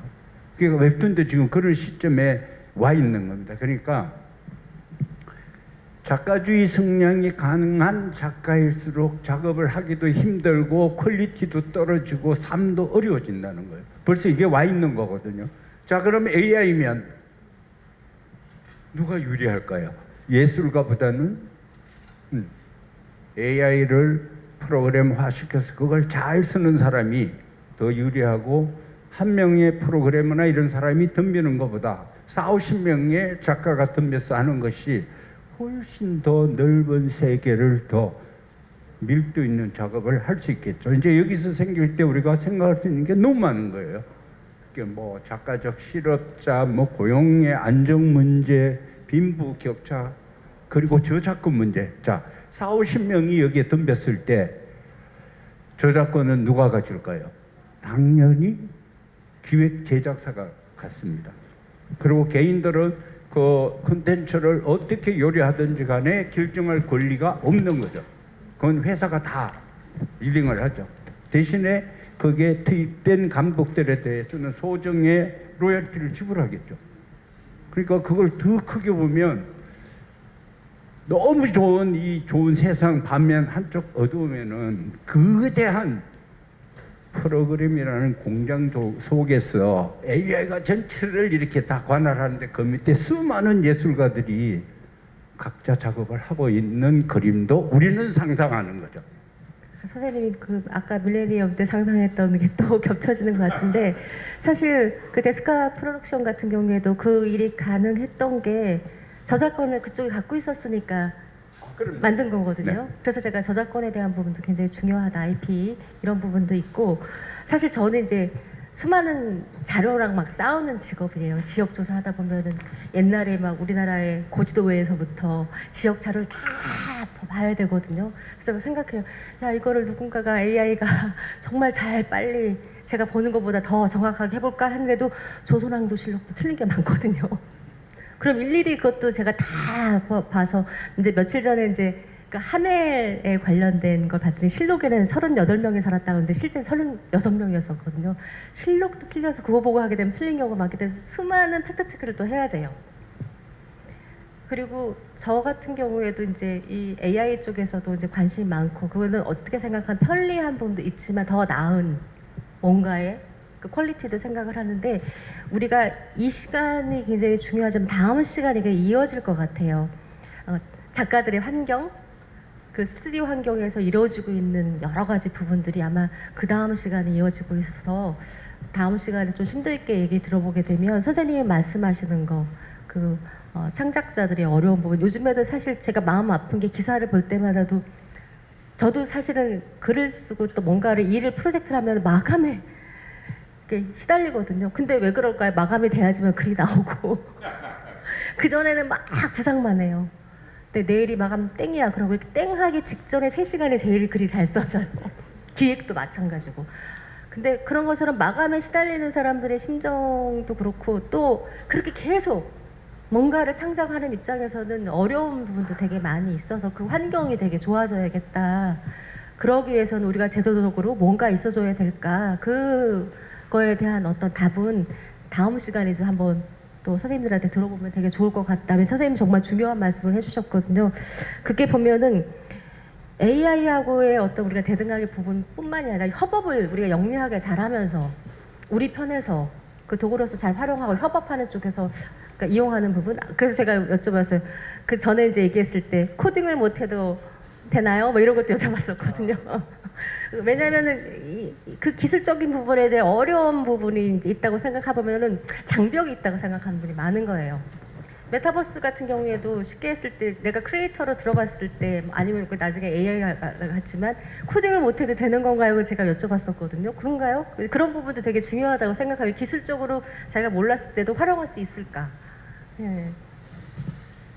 네, 실제로 최근에 이렇게 소프트웨어 만드는 방식에서 뭐 정말 텍스트 코딩으로 다 하는 부분도 있고 뭐 이걸 더 쉽게 만들려고 블록 조립해서 만드는 방식도 있고 또 사실 지금 저희가 이야기한 거를 그 메타버스나 아니면은 게임 제작 혹은 그런 스토리를 만드는 그런 그 기술도 지금 나와 있기도 합니다. 그래서 좀 더 창작자들을 지원할 수 있는 AI는 저는 계속 발전할 거라고 생각을 하고 있고 뭐 그렇다고 하더라도 이 컨텐츠 제작을 AI가 대체할 거라는 생각은 사실 전 인간과에는 많은 차이를 가지고 갈 거라고 생각을 하고 이런 나중에 또 이런 AI로 탄생된 컨텐츠들에 대한 거부감도 분명히 생길 거고 그런 게 계속 이제 어떤 반복되지 않을까라는 생각을 좀 가지고 있습니다. 이런 것도 하나의 현상이고 또 지나갈 거라고 생각을 하고 저도 있습니다. 그렇게 생각해요. 계속 우리를 위해서 발전해주고 간다. 아까 이제 상상에 대한 부분을 좀 더 자제해달라는데 저는 되게 재밌는 게 이정훈 선생님이 옛날에 그렸던 월드가 지금 우리가 다 체험하고 있는 거랑 같기 때문에 만화적 상상에서 이루어지는 또 뭔가의 어떤 부분들은 과학자들도 상상하게 만들어줘서 우리를 편리하게 만들어준다고 저는 생각을 하거든요. 그래서 그런 부분을 계속 진일보해서 가야 된다고 생각을 하고 그리고 이제 이렇게 우리가 도구화돼서 협력하시는 부분도 있지만 계속적으로 나와 있는 저작권에 대한 부분은 되게 민감한 것 같아요. 그래서 특히 이제 이런 IP의 중요성은 지적재산을 기반으로 한 모든 분야에서는 계속적으로 고민을 해야 될 부분이고 그래서 제가 아까 선생님한테 여쭤봐서 선생님의 AI는 선생님 따님이 나중에 판권을 가지시겠네요. 저작권 그런 질문도 했지만 지금 전 세계 열풍을 이루는 오징어 게임 뭐 다 아시잖아요. 뭐 킹덤들도 그렇고 이게 우리가 불리한 입장에서 전에 시작했다 보니까 그런 IP 확보에 대한 부분을 불리하게 가서 그 이외에 오징어 게임 얼마 벌었어 하면 생각보다 뭐 이런 얘기를 많이 하잖아요. 그래서 제가 유건식 소장님한테는 특히 이제 그렇게 글로벌 그 OTT 쪽하고 계약할 때 주의사항이라든지 뭐 이런 게 있나요? 예, 그 오징어 게임은 저희가 이제 저작권이 없어서 문제가 됐다고 항상 이제 논란이 되고 있고요. 저도 그렇게 생각하는데 헐리우드 표준은 넷플릭스가 맞아요. 스튜디오가 모든 저작권을 가지고 사업을 다 벌려서 수익을 배분을 해주는 거죠. 근데 미국과 한국에서 넷플릭스 하는 행태가 다른 게 저는 문제라고 생각을 합니다. 그러니까 미국에서는 기본적으로 이제 OTT의 콘텐츠가 그 런칭이 되면 그 작가협회나 감독 그 노조나 배우 노조가 약간씩 다르긴 한데요.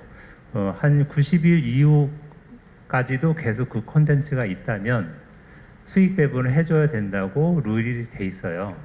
근데 그 부분 한국에서는 안 하고 있죠. 한국에서는 왜 안 하고 있냐면 한국은 지금까지는 드라마를 치면 본방에 대한 것만 작가료를 지급을 하고요. 그다음에 재방, 3방 뭐 계속 할 때마다 작가의 신탁단체인 작가협회한테 일정 정도의 금액을 계속 방송사가 지급을 합니다. 근데 이게 OTT로 넘어가면 딱 한 번 팔고 말잖아요. 한국엔 그 룰이 없어요. 그렇기 때문에 추가적인 수익을 못 받는 거죠. 반면에 봉준호 감독은 옥자를 미국에 런칭을 했잖아요. 그러니까 미국에서 계속 그 수익을 받을 수 있는 거예요. 유럽에서도 받을 수 있고 그게 기사가 났었고요. 그래서 이런 부분들을 잘 모르기 때문에 정부에서 계속 그런 부분들을 관심을 기울이고 해야 된다고 저는 계속 요구를 하고 있는 상황이고요. 또 이런 부분이 있어요. 미국에서는 그렇기 때문에 작가가 수익 배분에 대해서 고민을 안 해도 자동으로 들어오게 되는데 한국은 그런 현재 시스템이 안 돼 있기 때문에 작가가 계약을 할 때 그 부분을 하나씩 챙겨야 되고요. 작가는 기본적으로 크리에이터이기 때문에 저작 인격권, 저작 인접권, 저작 그 재산권이 생기거든요. 그 부분들을 충분히 향유할 수 있는 기본 권리가 있습니다. 그 부분은 초보 작가인 경우에는 그 되게 등한시할 수 있는데 그런 부분들은 그 각 협회, 만화 같은 경우에는 만화협회, 작가는 작가협회 이런 쪽에 문의를 하면서 그런 계약에 도움을 받으신다면 충분히 자기의 저작권을 확보하고 나중에 그걸 통해서 또 다른 어떤 수익 사업을 할 수 있는 그런 확장을 할 수 있다고 저는 생각이 됩니다. 그게 전작의 경험인 것도 있고 협상의 스킬인 경우도 있는데 그게 또 힘이 있을 때 또 이제 협상에 또 가능한 부분도 있어요. 그렇다 보니까 그 우영우 같은 경우에도 오종기에도 마찬가지지만 우영우 제작사에도 킹덤 할 때는 저작 IP를 많이 확보 못했지만 우영우는 확보를 많이 하고서 하니까 다양하게 확장하는 부분도 있는 것 같아서 여러 가지 측면에서 이제 고민을 해야 될 것 같아요. 그래서 네, 그 부분만 네. 더 첨언을 해드릴까요? 그 우영우 얘기가 나왔는데요. 그러니까 계속 이제 넷플릭스의 킹덤이 이제 처음 드라마를 했는데 되게 잘 됐잖아요. 그 이후에 수익 배분이 하나도 없기 때문에 에이스토리는 그 부분에서 이제 이러면 안 되겠다 그런 생각을 가지고 지리산이라는 드라마를 했어요. 지리산 같은 경우에는 제작사가 그 권리를 다 갖고 TVN에는 방송권만 팔았고요. 글로벌 이제 OTT는 아이치한테 팔았습니다. 근데 그게 잘 됐으면 그 모델이 일찍 잘 정착이 됐을 텐데 지리산이 잘 안 됐잖아요. 그래서 저는 이번에 이상한 변호사 우영우가 잘 된 걸 너무 좋게 생각합니다. 새로운 모델을 확실하게 만들어졌거든요. 어쨌든 이게 처음에는 좀 그 부정적인 아니면 잘못 계약이 됐다고 하더라도 새로운 그런 것들을 바로 잡으려는 노력 이게 되게 중요하고요. 그게 한번 성공을 하면 그 모델을 계속 뒤에 쫓아가기 때문에 이 웹툰도 그렇고 만화도 그렇고 그런 모델들을 새롭게 만들어내면 그게 되게 중요하고요. 그걸 계속 이어갈 수 있다고 생각이 됩니다. 어떻게 생각하면 이제 선한 영향력을 또 줄 수 있는 계기가 될 것 같아요. 그러니까 전작이라든지 그의 앞서간 부분이 잘 되게 되면 그 다음 부분에 있어서는 아까도 이제 지금 만화 쪽에서 예전처럼 그 함부로 못한다라는 부분 말씀하셨듯이 성공의 사례가 있게 되면 그 부분에 대해서도 조금 더 얘기할 수 있는 목소리가 좀 커질 수 있는 부분이 있고 권리에 대한 부분이 있고 또 하나는 앞서간 선배들이 이렇게 협상을 해라 그리고 정부에서도 그거에 대한 가이드라인이 좀 나와주게 되면 좀 전보다 낫다라는 생각을 해요. 근데 그렇게 그동안에 많이 경험을 했던 부분이 있었고 사실은 저는 그렇게 그 선한 영향력 이런 부분에 있어서 또 제일 중요한 거는 창작자가 경제적으로 안정되어야 된다고 생각을 해요. 그러니까 사실은 안정이 되고 뭐 돼야지 그 다음에 뭐 또 베푸는 부분이 생기는 거잖아요. 그래서 그 창작 환경이 정말 잘 되고 그 다음에 이제 그러면서부터 이제 그 아까도 뭐 얘기했지만 부사장님께서 그런 환경을 위해서 고민을 하고 그 툴을 고민하는 부분들은 어차피 산업적인 측면에서도 계속적으로 봐줘야 될 것 같아요. 만화도 처음에 웹툰도 참 그때 가장 힘들었던 게 무료에 대한 인식 때문에 무료로 해서 막 퍼져나가지만 창작자는 들어오는 게 없는 거예요. 그건 올바른 구조가 아니잖아요. 그래서 거기서부터 참 생태계가 좀 흔들렸었던 부분이 있어서 바로잡는 데까지가 많이 힘들었던 부분이 있어서 크리에이터들이라든지 나중에 왔을 때 그 환경 조성을 산업계에서 할 수 있는 부분에 대해서는 정말 처음부터 설계를 좀 잘 해줘서 건강하게 그 생태계가 돌아갈 수 있게끔 가주는 부분이 전 중요하다고 생각을 합니다. 그래서 지금 또 이제 그렇게 우리가 하게 되면 그 다음에 선한 영향력 저도 요번에 며칠 전에 우영우 팽나무가 나오면서 막 그랬어요. 천연기념물이 되고 막 이러는 건데 이틀 전에 천연기념물로 지정이 확정이 났어요. 선한 영향력이 된 거죠. 근데 그런 부분들이 보면은 뭐 선생님도 그렇지만 여기 보면은 여기가 여수의 향이람이라고 저 끝에 있는 사찰이에요. 근데 팬데믹 시대에 그 RM이 한번 다녀간 거예요. 이렇게. 그랬더니 여기를 팬데믹 때도 외국인들이 와서 저길 가서 이러고 사진을 찍어요. 엔데믹이 되면 더 많이 오겠죠? 이것도 어떻게 생각하면은 약간의 그 선한 영향력이 독특하게 가는, 그래서 RM 고마워 뭐 이런 얘기를 저도 많이 하는데, 이런 식으로 그 루트가 이렇게 생기는 거예요. 그래서 우영우 같은 경우에도 인기를 끌면서 지금 웹툰을 만들었어요.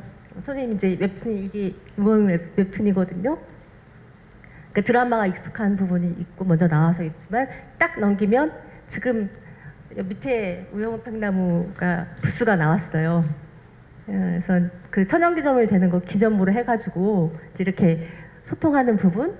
그래서 어렵게 막 설명하는 것보다 만화에 가진 힘이 또 이런 것 같아요. 천연기념물이 됐습니다. 노고수가 어떻고 뭐 문화재법 이게 아니라 메시지를 딱딱딱딱 해주고 주민들하고 소통하는 부분이 전달을 하니까 이해하기도 쉽고 친근한 부분이 이렇게 있는 거예요. 그래서 만화가 가져다주는 어떤 매력, 그리고 이렇게 드라마의 선한 영향력, 그게 이렇게 드라마나 뿐만이 아니라 이제는 막 그 보러 막 그 창원에 거길 찾아가네, 낙동강 그 변에 이제는 그 내비를 하면 우영우 팽나무 지금 거기 나와요. 이렇게 보게 되면 문화가 갖고 있는 힘은 참 다양한 것 같아요. 그래서 드라마가 끝났지만 이제 지역까지 가서 이렇게 선한 영향력에 대한 부분들, 이런 부분들이 좀 성지가 되면서 이렇게 뭐 여러 가지 현상이 지금 나오는 거 저는 참 즐겁게, 그리고 같이 만들어가면서 이제 보고 있는데요. 그 선생님, 그 아버님의 고향, 그 고향에도 보면 지금 막 팬데믹 때 만들어지기 시작했어요. 울진의 이현세 벽화막. 그래서 이런 식으로 뭐 둘리도 예전에 여기 만화 거리가 있던 것처럼 다양하게 우리가 다른 쪽에서 있지만 우리가 사는 월드에서도 더 친밀하게 그 영향을 퍼뜨리는 부분들은 계속적으로 저는 있을 수 있다고 생각을 해요. 그래서 보면은 이 세상이란 부분이 만화가 갖고 있는 판타지라는 세상뿐만이 아니라 다양한 부분을 저는 가져갈 수 있다고 생각을 하거든요. 그래서 혹시 아까도 얘기했지만 선생님이 아까 웹툰 얘기하고 우리가 드라마 얘기하고 서로 막 융합되는 이야기를 많이 했어요. 예전에는 뭐가 먼저 나오고 뭐가 나오고 분명했지만 지금은 막 짬뽕처럼 같이 융합돼가지고 막 가고 있어서 선후를 구분하는 것도 이제는 뭐 무의미한 것 같고, 그리고 또 하나는 그런 장르 쪽에서도 뭐 어떤 거에 대한 문화의 파워가 크다라는 부분 막 얘기를 하는데, 그래도 저는 만화가 갖고 있는 힘을 믿어요. 만화의 힘? 아까도 이제 상상력이라든지 이런 거를 발현할 수 있는 부분, 그리고 가장 중요한 거는 재미라는 것하고 가장 같이 가는 거는 만화인 것 같아요. 뭐 슬픈 것도 슬픈 재미기도 하고 즐거운 것도 재미기도 하고 막 무서운 것도 재미기도 하고, 그렇게 귀결되는 그 재미라는 말이 가장 부분, 만화 같은 세상하고 어울리는 부분, 이런 데서는 그 만화가 갖고 있는 힘, 그 파워를 저는 아마 끝까지 믿을 것 같아요. 그래서 뭐 선생님하고 다 마지막으로 이제 시간이 얼마 없어가지고 사실 참 이렇게 귀한 자리에서 1시간 30분 가지고 이렇게 이야기를 나눈다는 것은 정말 수박 겉핥기도 말도 안 되게 핥다가 이렇게 가는 부분이고, 선생님은 처음이자 마지막으로 나오신다 그래가지고 제가 정말 많은 이야기를 여쭤보고 싶었고, 그리고 AI까지 제가 이제 선생님이 생각하시는 부분을 여쭤봤는데, 좀 마지막으로 선생님 좀 하실 말씀 있으시면 또 한번 해주시겠어요? 그러게요. 저 나오면 할 말이 하나도 없을 것 같았는데, 학교 선생님으로 오래 있어서 그런지 얘기하다 보면 수다꾼이 돼요. 수다쟁이가. 그래서 지금도 이런 얘기가 좀 필요했던 것 같은데 라는 건 있는데요. 마지막으로 이제 저를 위시해서 후배 작게 잡아서 웹툰이라는 그런 세계 속에서 얘기를 하자면, 어쨌든 제가 그냥 대충 알고 있는 메타버스는 가상세계이고 NFT는 거기에서 지금 현재는 거래되는 화폐 정도의 개념이 아닌가. 그리고 그 화폐의 지금 가장 수혜자는 화가들인 것 같아요. 지금 현재는 미술 시장이 그 때문에 굉장히 커지는데, 결국 일러스트나 만화에도 그 NFT 시장이 열릴 것 같고 앞으로는 제일 큰 수혜자가 될 것 같고요. 그런 차원에서 보면 뭐 메타버스라든지 또 가상화폐라든지 NFT라는 게 사실 19세기의 무정부주의자들 같은 생각이잖아요. 정부도 국가도 국경도 그런 게 없는 세상.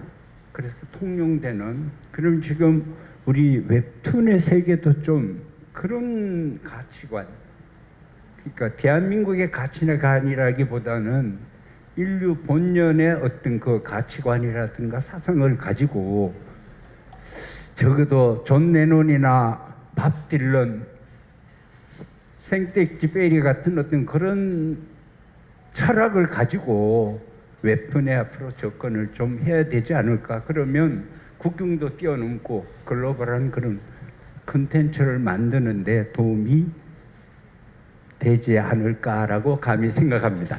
네. 제가 컴투게더 노래를 틀면서 시작하길 잘했네요. 소장님. 예, 이런 큰 행사에 초대해 줘서 너무 감사드리고 또 방금 말씀하셨듯이 그 철학적인 부분까지 이제 짚어주시는 이현재 선생님을 뵙게 돼서 너무 영광스러웠고요. 저는 이제 그 드라마 아니면 이제 콘텐츠 산업 전체적으로 좀 주로 살펴보는 입장에서 보면 지금 한국 웹툰이 글로벌에서 엄청나게 인기가 많습니다. 네이버 뭐 그다음에 카카오가 전부 일본, 미국에 가서 그 콘텐츠 메카였잖아요. 거기 가서 우리 웹툰이 뭐 전 세계에 없는 최초로 이제 웹툰이라는 걸 만들어서 글로벌로 나가고 있습니다.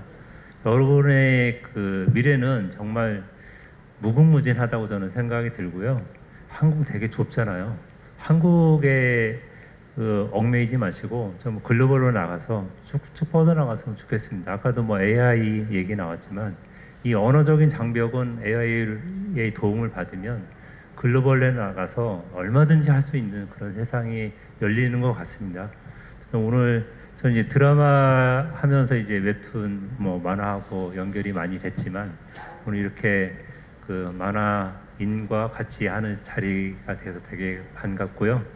여튼 이 만화 웹툰이 드라마와 같이 뭐 저는 그쪽이 주로 관심 사항이기 때문에 그런 거에 대해서 조금 같이 논의를 하고 싶으면 저한테 연락을 주셔서 얼마든지 도움을 드릴 수 있을 것 같습니다. 네, 오늘 장시간 감사합니다. 약속을 하셨네요. 그러면 사장님도 한 말씀 해주시겠어요? 네. 제가 얼마 전에 그 청강문화산업대학교를 이제 갔다 왔어요. 다녀왔는데 거기에 만화 도서관이 있더라고요. 그래서 저는 다시 학교를 다니고 싶다는 생각이 좀 들었거든요. 근데 거기에서 이제 그 학생 중에 스위트홈가 그걸 또 넷플릭스화 되고 그리고 저희도 또 그 컨텐츠가 또 메타버스화 되고 그러니까 저희는 크리에이터들에게 수익을 창출할 수 있는 환경을 계속 고민하고 준비를 하고 있을게요. 그 만화 작가분들이 스토리를 잘 만들어 주셔가지고 저는 글로벌한 메타버스 콘텐츠 영상들이 많이 나오길 희망합니다. 그리고 제가 아까 말씀드렸던 것처럼 이 용감한 크리에이터에서 저는 최근에 행동하라는 말을 많이 하고 다니거든요. 그래서 좀 생각 가지고 계신 거를 행동으로 좀 하시면 좋은 결과가 나오지 않을까라는 생각을 항상 하고 있습니다. 네, 그 말씀 드리고 싶었습니다. 고맙습니다. 이렇게 생각해 주면 결국 이야기가 갖고 있는 힘, 만화가 갖고 있는 재미의 힘이 중요한 것 같아요. 그러면 무궁무진하게 갈 수 있는 방향도 있고 기술이 저희를 또 도와줄 것이고 우리가 협업을 할 것이고 또 환경이 또 그렇게 만들어지고 지금 이렇게 정말 또 기술적으로 고민하시는 분들 그리고 방향을 잡아주시고 또 이제 후배들도 걱정을 해주면서 이제 신인으로서 이렇게 등장하시는 또 거목들 그리고 저 같은 경우에도 다양한 확장 지역이라든지 조금 더 곰곰하게 좀 들여다보면서 서로 협업할 수 있는 부분을 계속 고민을 해보겠습니다. 참 저는 여기가 오니까 되게 마음이 이렇게 싸하면서도 생각이 참 많아요. 부천에 오다 보니까 오랜 아까도 얘기했지만 97년부터 이렇게 생활을 하지만 이렇게 늘 저 같은 게 나이가 있으니까 친정 같은 느낌도 있고 막 이렇게 아련한 느낌이 있어요. 왜냐면 좋아해서 그런 것 같아요. 좋아하는 마음이 있으면 뭐가 지나도 계속 아련하고 좋아하는 그 느낌이 계속 남아있는 거거든요. 그래서 만화를 좋아하는 사람들, 그리고 만화의 생태계를 계속 가꾸는 사람들, 그게 자양분이 계속 가실 것 같아요. 그래서 저도 이제 조금 마지막 멘트 이렇게 했어요. 우리가 만화로 즐거운 세상. 그 즐거움은 다양할 수 있다고 아까 말씀드린 재미는 슬픈 것도 재미가 있고 또 정말 무서운 것도 재미라고 저는 생각하거든요. 여러 가지로 우리가 즐거울 수 있는 세상을 만화로 함께 같이 만들어 보자. 그런 부분들을 우리가 어디가 되든 그게 뭐 가상세계가 되건 현실이 되건 우리가 이 월드의 어떤 이 세계가 되는 간에 같이 갈 수 있는 힘이라고 생각하거든요. 그래서 정말 만화로 즐거운 세상을 같이 만들어 보아요. 컴투게더 하면서 오늘 이야기를 마치도록 하겠습니다. 감사합니다.